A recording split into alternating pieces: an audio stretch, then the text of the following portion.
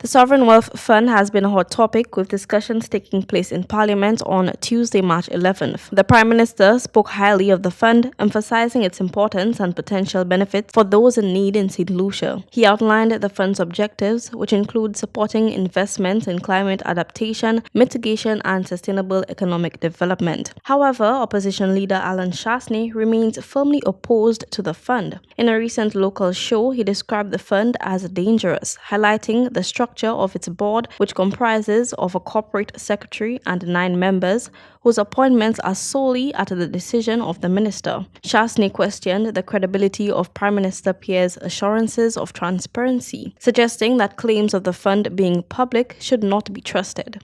So it means 9 people that the Prime Minister or the Minister of Finance, whoever is going to be in charge of this, can select on their own with the approval of Cabinet. Now, why is this dangerous? This is dangerous because if they appoint somebody onto that board that we feel it should not be on that board, we cannot legally challenge it. And when you say we, you're talking about the opposition? Anybody. Mm-hmm. It cannot be legally challenged because the Act gives them that authority.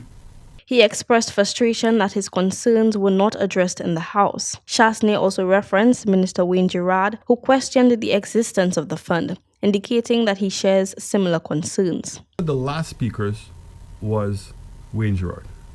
And Wayne Gerard would have had the benefit of my presentation, where I've brought up all of these governance issues and also questioned, I think quite successfully, why do we have a sovereign fund when we have an economic fund that can do exactly the same thing?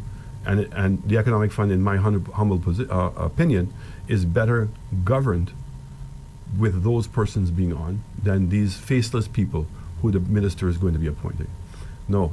During his address in Parliament, Prime Minister Honorable Philip J. Pierre outlined the fundamental features of the fund, demonstrating a commitment to transparency in its management.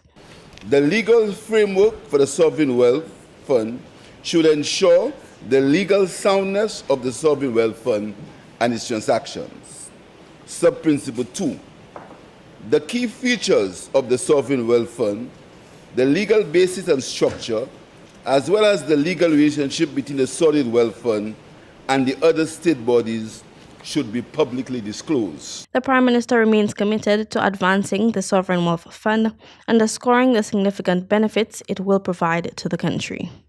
Keela Edwin, MBC Prime.